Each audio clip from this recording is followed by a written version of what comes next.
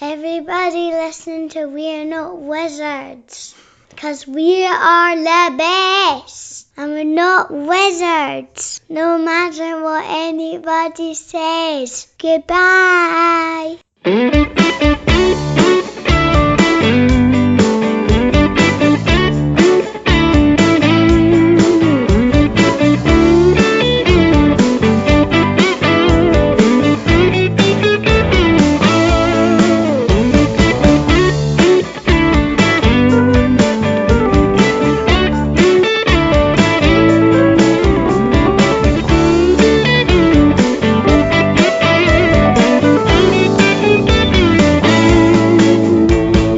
Hello and welcome to another episode of We're Not Wizards. My name's Richard. I'll be your host for today, or tomorrow, or Thursday, or Friday.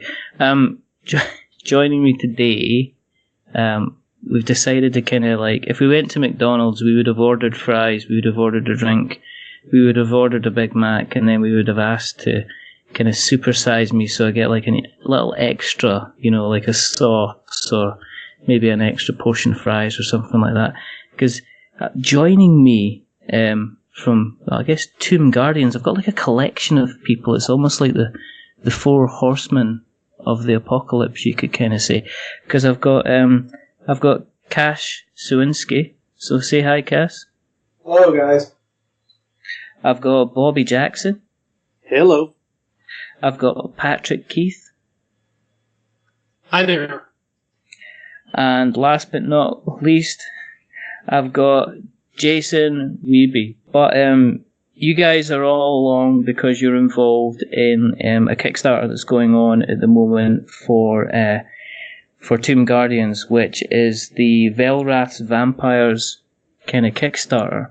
And you're kind of involved in various kind of stages. So, I mean, if we start off with yourself, kind of Cass, do you want to tell us kind of, I guess, a little bit about the kind of maybe the current campaign, and then, you know, the reason for the kind of the current campaign as well?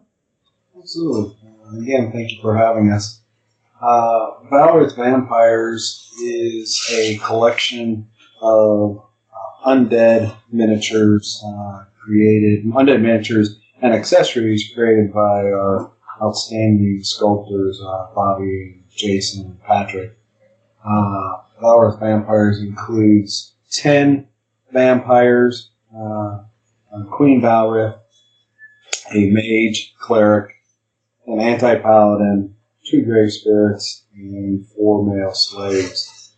The backstory, summarizing the backstory to Velrath Vampires, essentially, Queen Velrath was, during her time being married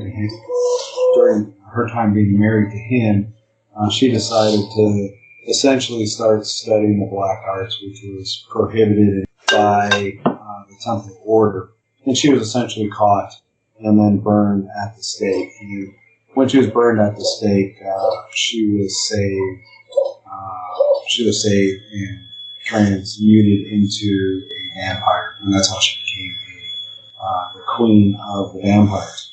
So the 3 main characters are female, three female faction characters. Of course, the queen and the cleric. Everybody else are male slaves to her, and Jason created those characters for us.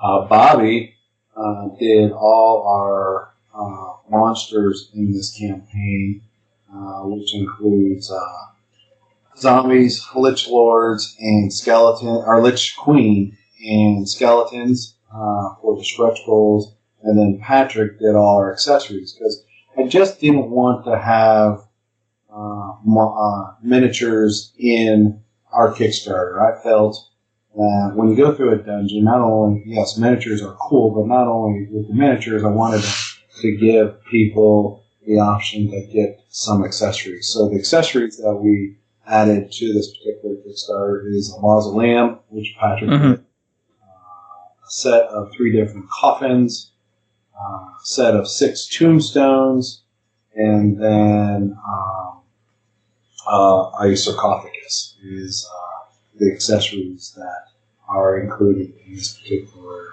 Kickstarter. This Kickstarter is actually, the miniatures of this Kickstarter actually correspond to a larger project that is on the horizon that we're releasing in the fall, which is actually a game that we are releasing, which is a dungeon crawl RPG role-playing adventure that will be available here in the fall. So all of the miniatures that we're releasing, such as we did dwarves and monsters back in December, of course, Battles Vampires currently, you have 2 or 3 other Kickstarters planned here the rest of this spring and summer that we're going to release, actually all tie into the game we're releasing in the fall. So yes, these figures are really, really cool to own for role-playing. Also multi-purpose, so you can use them in our game, plus use them for Pathfinder or D&D, Call of Duty, or any other board game. Was that the idea from the beginning then, Cass? Was to kind of, because I see, me being involved in kind of the level of Kickstarter that I am, and I see a lot of campaigns kind of come and go. Generally, when you see a campaign that's got a lot of minis in it, they usually kind of bring it out in a big, huge kind of chunk. So if you're looking at, say, your Rising Suns of this world, or anything that Simon seems to do, anything along those lines, you seem to get like a box that's got kind of like 150 miniatures in it, and enough plastic to effectively kill a small kind of elephant. Is this what your strategy has been, to be kind of like different, so that people don't necessarily need to buy in to everything that's involved in the project, that if they just see the likes of the sculpts that Bobby's done, that they can just jump in and pick up a few minis for their own kind of D&D campaign? Was that kind of the strategy? That is exactly the strategy. So when I originally decided to start this project, actually it was last June is when I first contacted Jason and Bobby. We started talking about a project, their availability to do this project. And like I said, the first set was dwarves and monsters. I knew that in the future we were going to release a game. I wanted to release it last year, but it just wasn't possible. The dynamics and the fact that writing rules was a lot more complicated than I ever realized. So that's still in process, and we are actually going to demo the game at a convention here in Columbus. All right. Origins here in the summer. Yeah, I've heard of Origins, yeah. So that weekend in June, we're demoing our game that entire week. So to answer your question, there are 8 different factions in our world that we created for the game. Those factions are I'll go over dwarves, Templars, and elves, barbarians, Amazons, vampires, orcs, and dark elves. Those are the 8 factions that tie into the game. Not in the game that you play, you don't have to have all 8 factions when they're available. You don't have to have all you need to have is essentially one of the factions to play the adventure. And that could be dwarves, it could be vampires, it could be Amazons, whatever your favorite. It doesn't have to be one of it. It doesn't have to be all of them. Of course, if you want them all, they're out there. The monsters, on the other hand, all the monsters we're releasing are tied into the game, and at some point in the different levels of the dungeon, the monsters will be there. So the first adventure module that we are releasing is a forgotten dwarven mine, which those monsters will be in that dungeon. There's 10 different levels to the dungeon. As you get the party, will be able to, as they achieve their objectives, will get different stats and weapons and so forth. So as they go. Right, so don't want to leave obviously the other guys hanging because they're sitting there going, when do we get a chance to talk? When do we get a chance to talk? So, if it turns someone like Jason, I mean, how long have you been kind of like involved in the kind of the miniature game yourself? I mean, has it been something you just picked up last week, or have you been working on this for like the last, 15 years?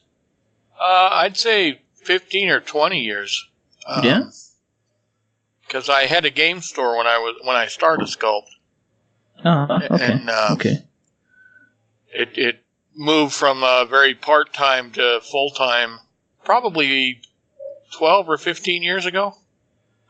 Okay. When you were sculpting 12, 15 years ago, what kind of tools were you using at the time? I mean, obviously, nowadays when I see Kickstarter campaigns, they're bringing up kind of 3D models. I mean, were you using different kind of material back then? Were you pretty using, much dental tools and various kinds of probes, toothpicks, anything that worked, Yeah. I'm sure all of us here still have our little tool pouch if we want to do some traditional sculpting, because that took a long time to learn. So. But yeah, it was all by hand. I'd started carving waxes for jewelry a long time ago in college, and I think the skills kind of translated over.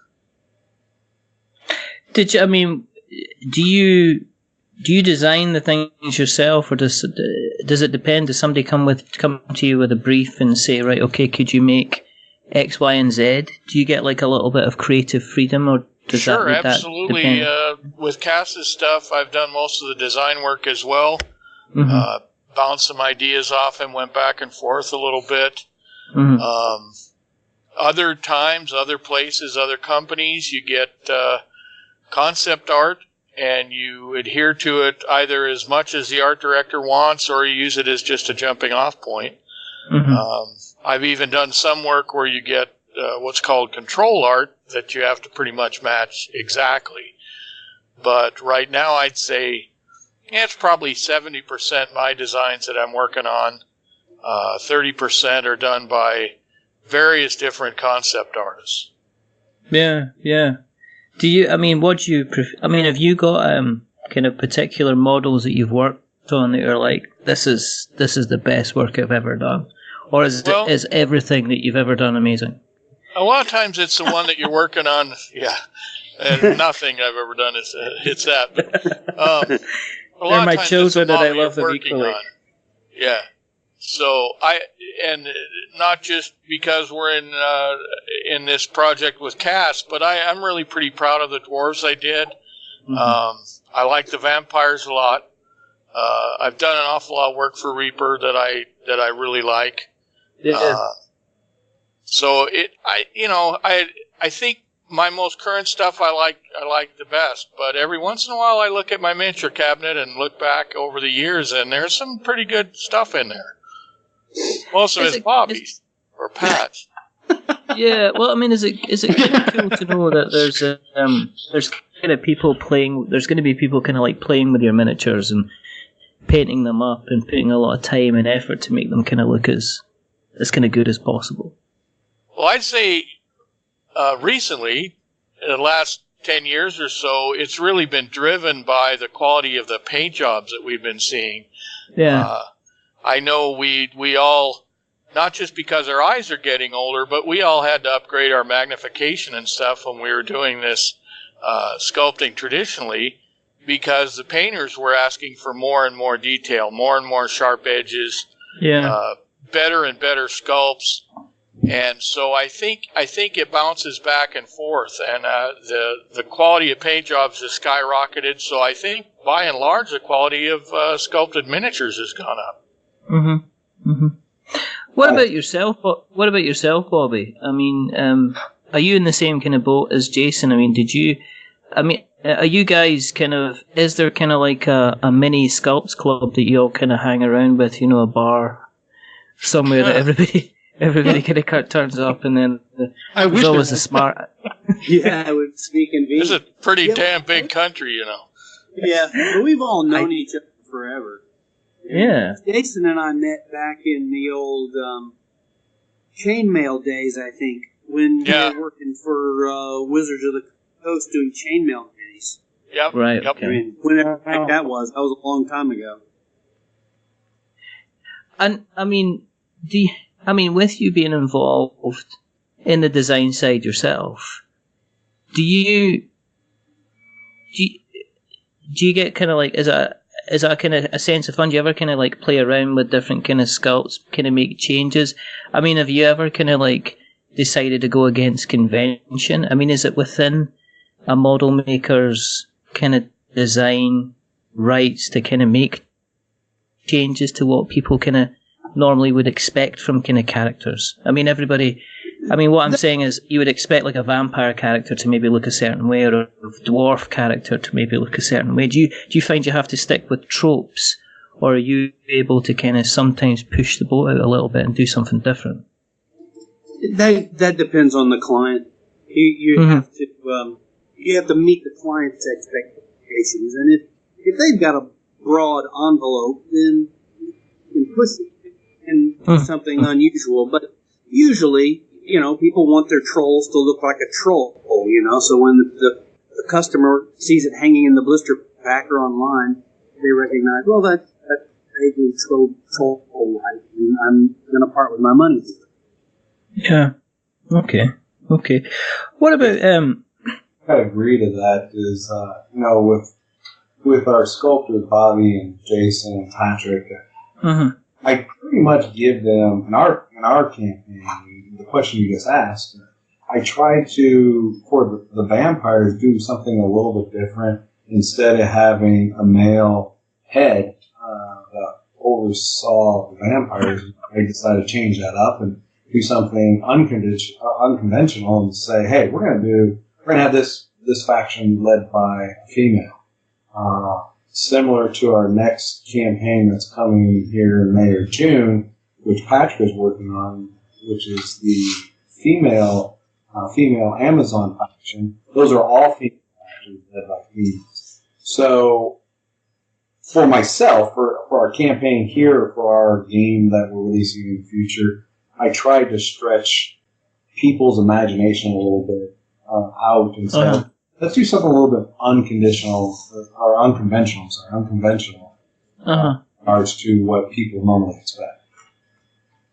I mean, there's talk. I mean, anyone can jump in with their opinion on this, but there's obviously noise about kind of the way that kind of female kind of models will be presented and kind of sexualized and stuff like that. And do you guys kind of find yourselves having to be more conscious of that as the kind of the hobby becomes more kind of widespread and more open to kind of more people kind of playing the roles? Do you find are you kind of be traditional, or are you trying to say, well, actually this is something that we need to be conscious of, that we can't just have a barbarian queen going about with her boobs out kind of thing?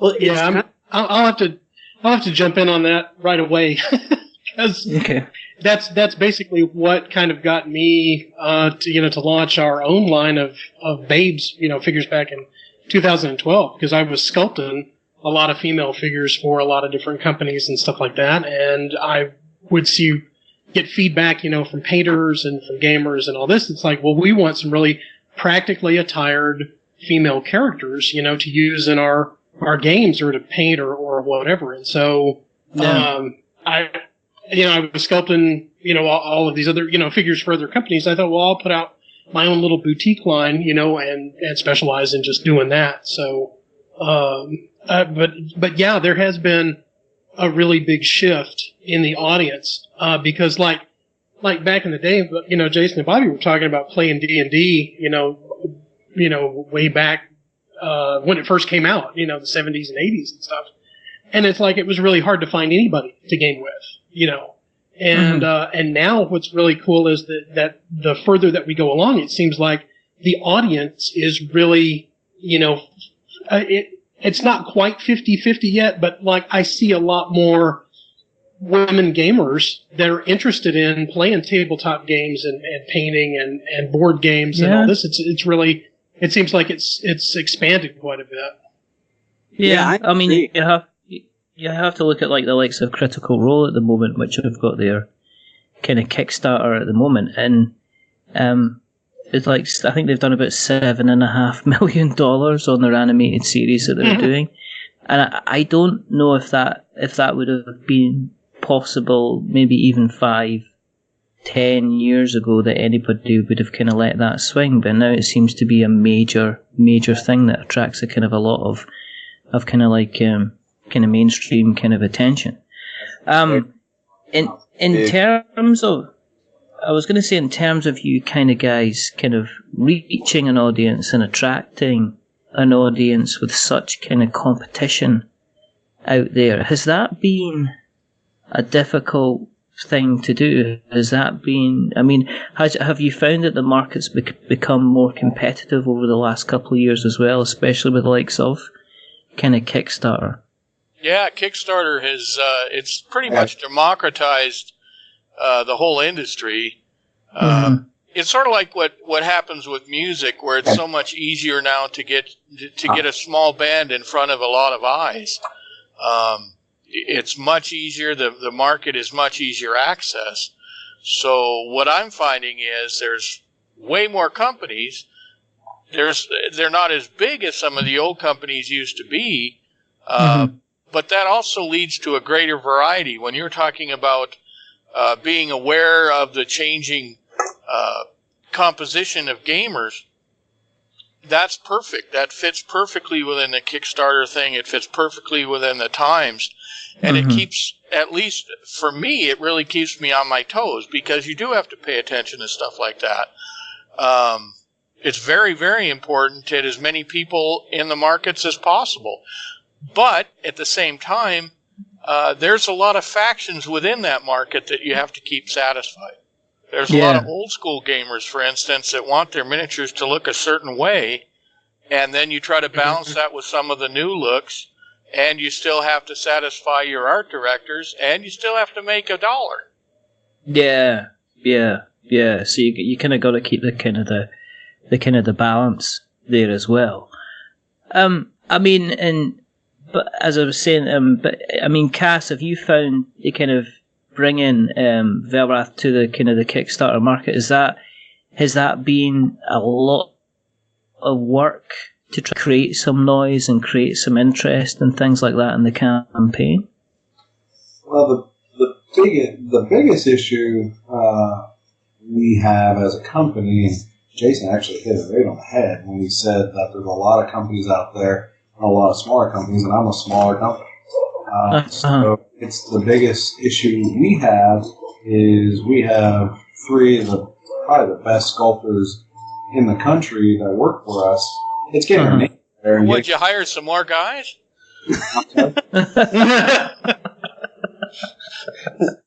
People love the figures once they see it, but I mean, there's millions of people out there that don't know us, and that's the issue we have, is getting us out there.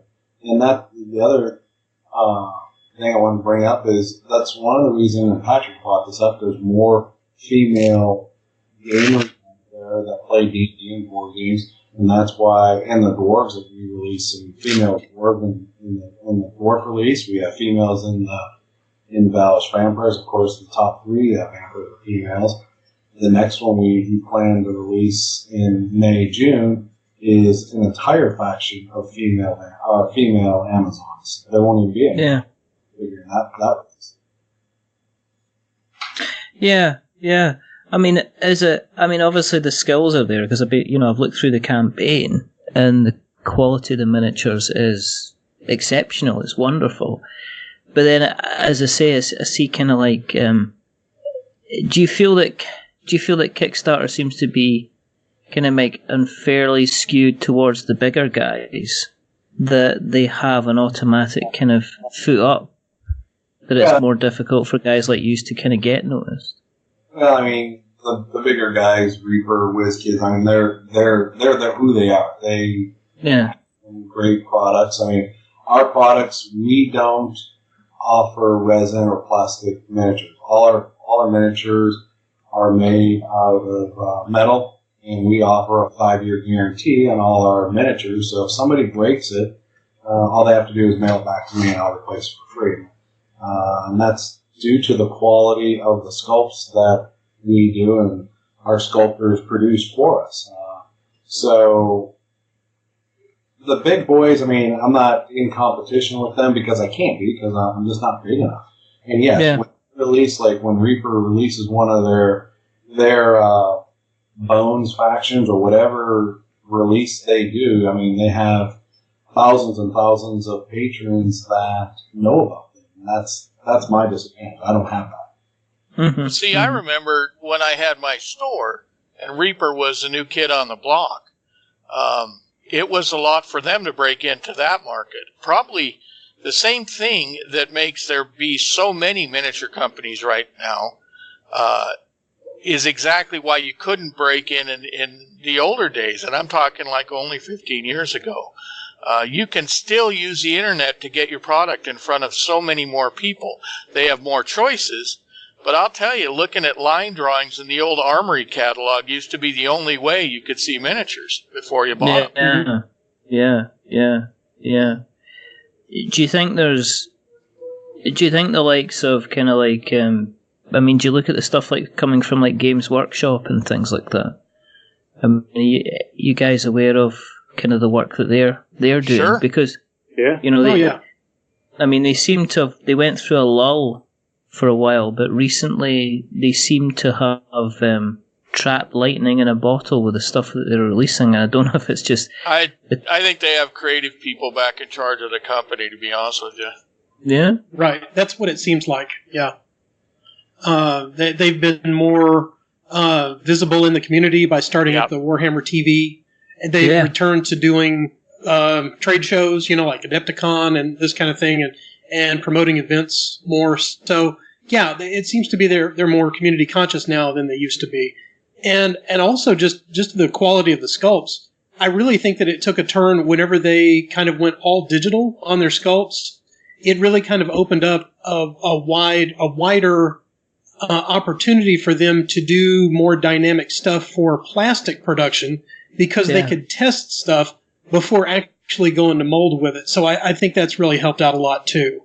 But make no mistake, they look at these little Kickstarters as well.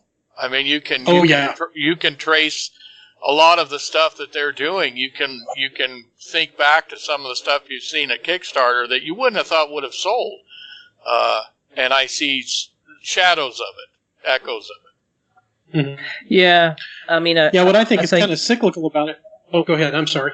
No, go on, you go. You're the guest. I need to shut up. What I think is kind of cyclical about it is like what Jason was talking about was it's funny because I look at like for example, Privateer Press will put out certain things for War Machine, and then several months later you'll see kind of this steampunk influence in some of the newer stuff that Games Workshop is putting out. So it's kind of this reciprocating sort of a thing where it's like, okay, well, pulp sci-fi's, it kind of became more popular, and so now you see a lot of the, I guess, 30K stuff where it's got this really kind of pulp sci-fi kind of feel to it. So they seem to be kind of trying to hit everything, all over the place.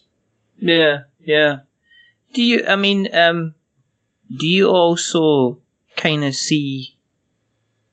Do you sometimes wish that some campaigns just didn't bother with kind of putting miniatures in there at all and just left it to kind of doing standees with some of the quality of the miniatures that are kind of coming out?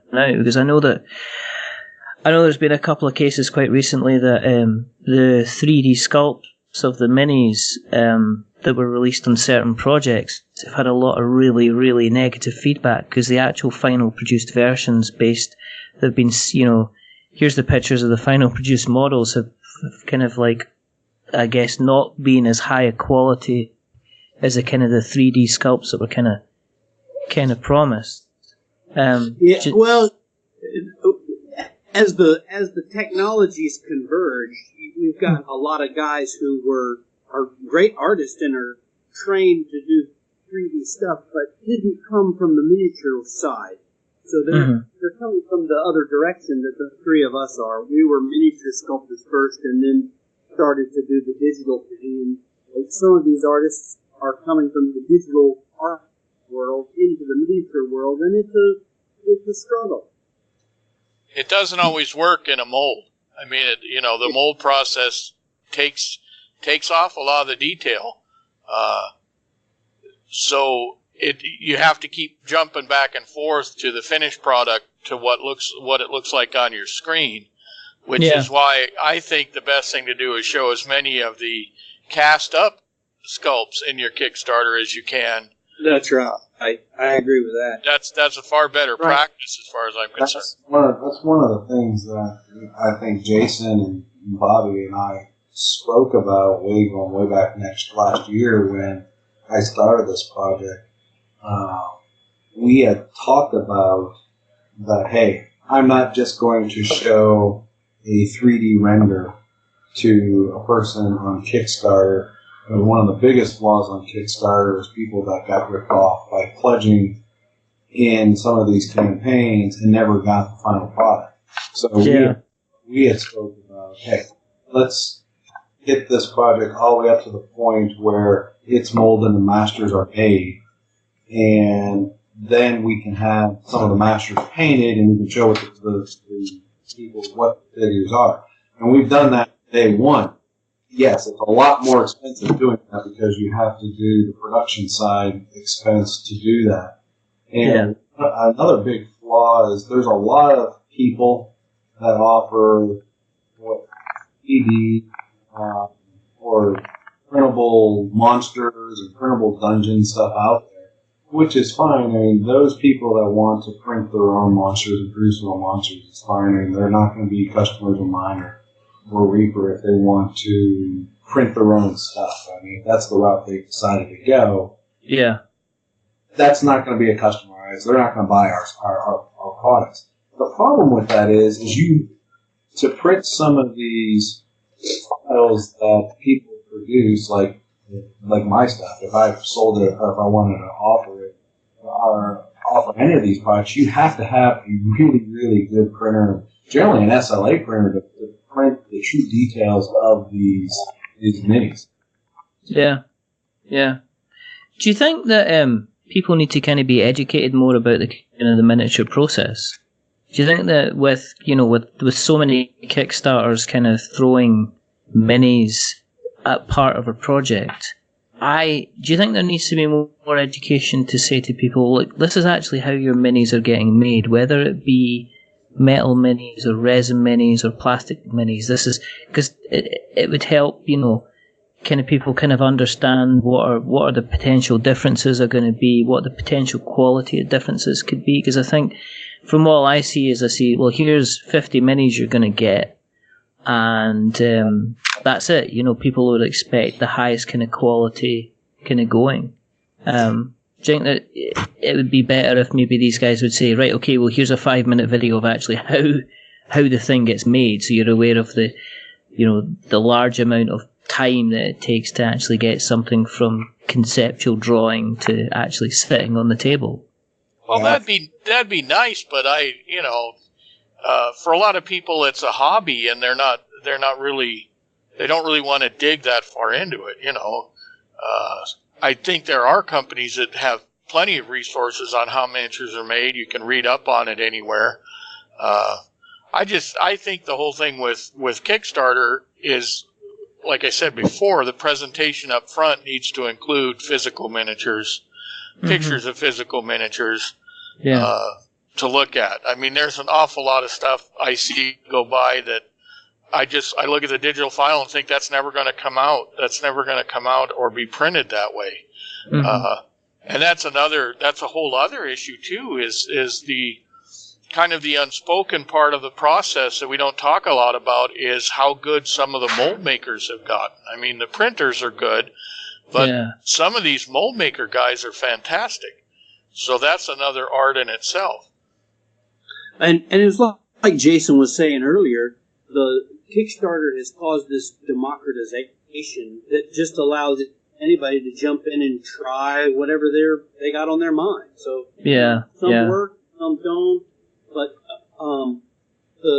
where it struck us, I think, is we're pretty niche-y guys. I mean, sculpting miniature figures is a niche-y, esoteric, weird thing. And well, you got to have something really wrong with you to do it.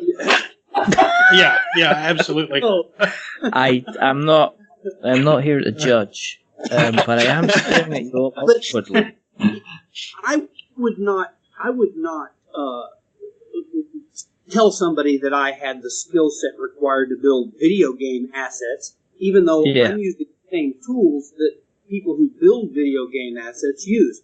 So just because somebody has the skill set to build video game assets doesn't mean that they're going to be able to sculpt miniatures. Yeah. I think, as I say, I think it's such a strange place because it's really funny because I still see campaigns on Kickstarter just now, and you can go into the comments on them, and they're using like standees or they're using counters for the characters, and the comments are saying, "Where's the minis? Why aren't you guys doing miniatures?" And I think they don't realise the cost of kind of like tooling. They don't realise the cost of the moulding. They don't realise the cost of, getting so many number of miniatures kind of produced, which is why sometimes these bigger guys they've got the ability to kind of do it. I get, and kind of get it kind of out there. Particularly for board game stuff, where they're doing the PVC thing, that's huge, lots of resources. Doing stuff like we're doing here with Cass's campaign it's resource intensive. I mean, just look at the paint jobs for Pete's sake. Yeah. But they're different resources, and you're not having to send anything to China. Yeah. Well, you're not making steel molds. Yeah. Right. It's a different process. I mean, let's get down. I mean, people have probably been listening along and they've been saying, okay, it's nice to find out about minis, but do you want to tell us about the actual campaign? So, Cass, do you want to talk? Do you want to kind of educate us a bit more about the price of entry? How much do we have to spend? What are the pledge levels? Things like that. What, how do we get involved, Cass? Well, I tried to make it really simple, this Kickstarter campaign, to the last one. There are only 3 levels for pledging in our campaign. The first level is an a la carte level, which is a $7 level. All the minis cost $7. You can buy 1 or you can buy 100. And they each cost $7. Okay. That's the a la carte level. The second level is the Valorous Vampires, which is the full set of vampires, all 10 vampires, which is $70. This is US dollars. And you get all 10 vampires. On top of that level also includes all stretch goals that we hit through the campaign. And right now we have additional 11 stretch goals planned for our campaign. So if we hit them all, and of course I hope we hit more, but if we hit all the levels, a person for the $70 pledge would get 21 metal miniatures, 28 millimeter miniatures. And then that's really impressive. That works out to roughly about $3.33 a figure. And then the last level is the all-in level, which somebody would get our entire collection of miniatures, which is what's currently out there currently, plus, which is 31 which is 31 miniatures currently, plus Valorous Vampires, which is another 10, which would be 41 miniatures, and then all stretchables. And what we just released a couple days ago, if somebody pledges the all-in level, they'll get 9 stretchables. So they'll get 2 stretchables or 2 miniatures for every stretch goal we hit. That's pretty cool. And I mean, I should get in that. I mean, at the moment, at present, at the time of this recording, you've got 27 days to go, so you've got about 4 weeks left. Your pledge level is $5,000, which is roughly under about 3,800 kind of UK pounds, but that obviously is subject to change. And you're about 80% of the way there into the funding, so things are going steady. But as always, it would be nicer if things were kind of jumped up a bit as well. What as I say, what we'll do is we'll make sure that we put the links to the Kickstarter in the show notes. I have one more question. And I'd like you all to obviously answer it kind of individually, but if we start off with, Patrick, and the question is quite simply, if you could kind of design minis for any IP at all, what IP would you do? Anything at all? The show's open. You've got the rights. I've got the rights to anything. What is it you would love to create sculpts for? That would have to be the Star Wars property. That's something that I went to see Star Wars when I was 10, for the first time in 1977. It got me, into the creative, side of things. And I wanted to, be a model maker at ILM when I was, growing up and all that. So I would think that, it would come full circle if I was a professional sculptor and was making Star Wars characters, That would be ideal. Okay, Bobby, what about you? You're not allowed to pick Star Wars, you got to pick something else. Did I steal it? You're not allowed to say Star Wars. I'm not going to get 4 answers of Star Wars here, guys. I'm just worried. No. Go to Jason. I got to think about that. I'm not sure. Oh, okay. Well, Jason will know straight away. Any IP you could have. Sure, the Disney universe. Oh, there you go. Go. Straight in there. But that also includes Star Wars. No, that includes Star Wars. You're not allowed to. DC. I might buy in with Harry Potter stuff. Some of that, the Fantastic Beasts series.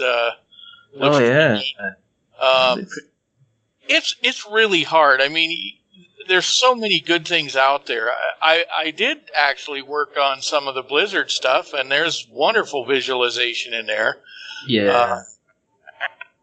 Some of my favorite science fiction and fantasy novels, you'd have to get really good at characterization of actual people, which is not really something I do a lot, and I tend to like broader things. But I don't know. So Jason's answer is basically everything. Basically everything. Yeah. Jason wants Disney, which means Jason wants everything. So that's Marvel.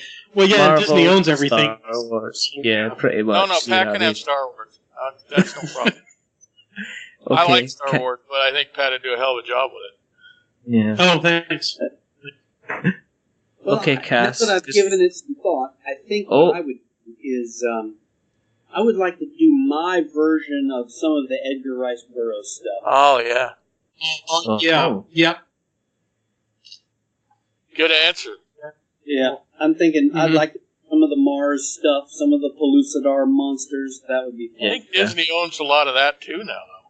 A lot of it's real man. Yeah, sorry, that all belongs to Jason, I'm afraid. Yeah. Modiphius is actually they're putting out a role playing and a miniatures game already, so it's you've got a shot at that. I'd like to do my version.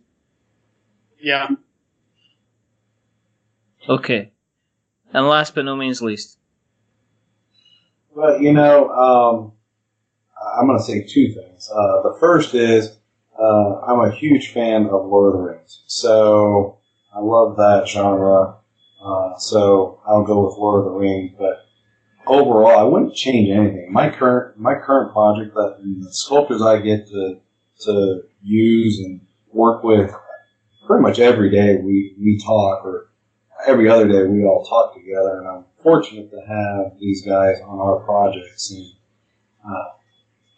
I love what we do. I'm passionate about it. I love what we do. This is my passion, and I wouldn't change that. So if I had to pick one, what I'm doing currently, and if I had to pick something else, I'd say War Marines. Excellent. Cool. Well, as I say, we're going to put the links to the campaign in the show notes so that we have kind of notes to show.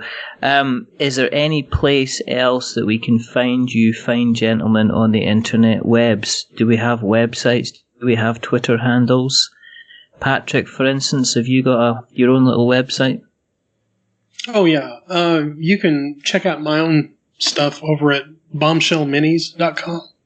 Okay. And then you can find me on Instagram and Twitter as SculptDude. Okay. Bobby, I'll come back to you at the end so you can make your mind up. I'm struggling. Jason, where can we find you on the internet webs?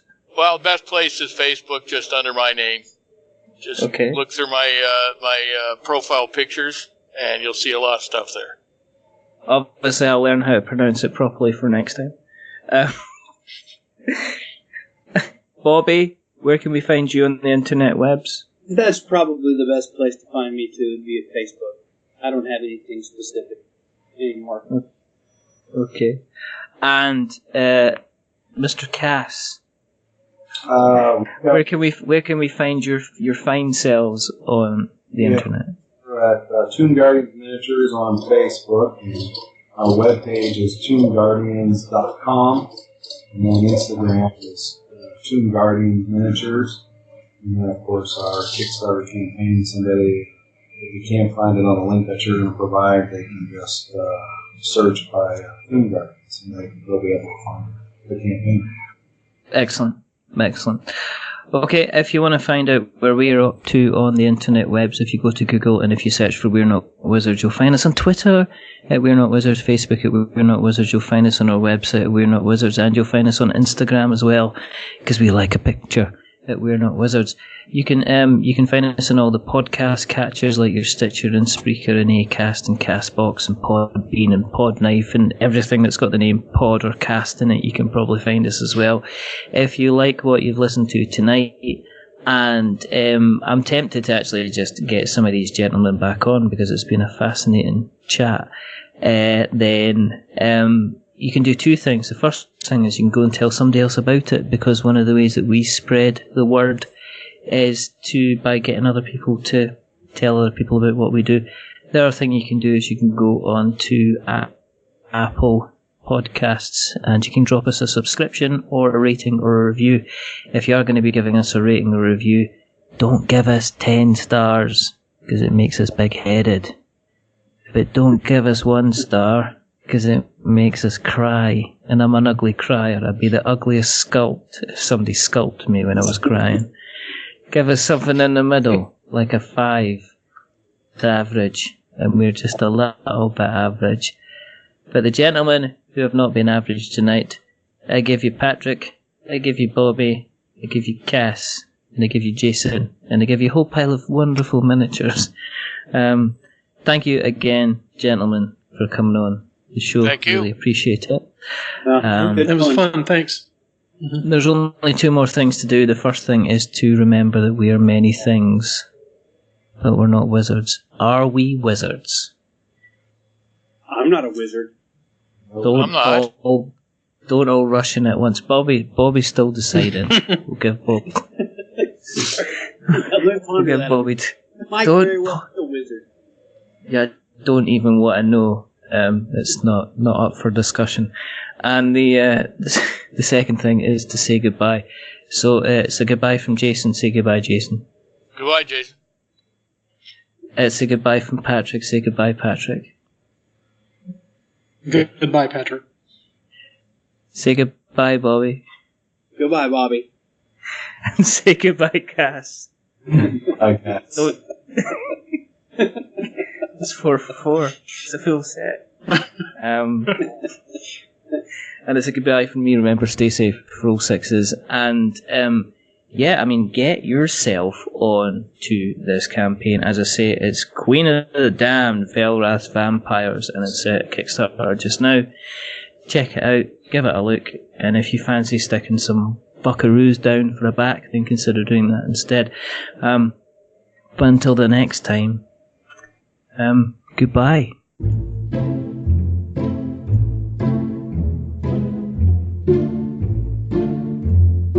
A wizard is never late.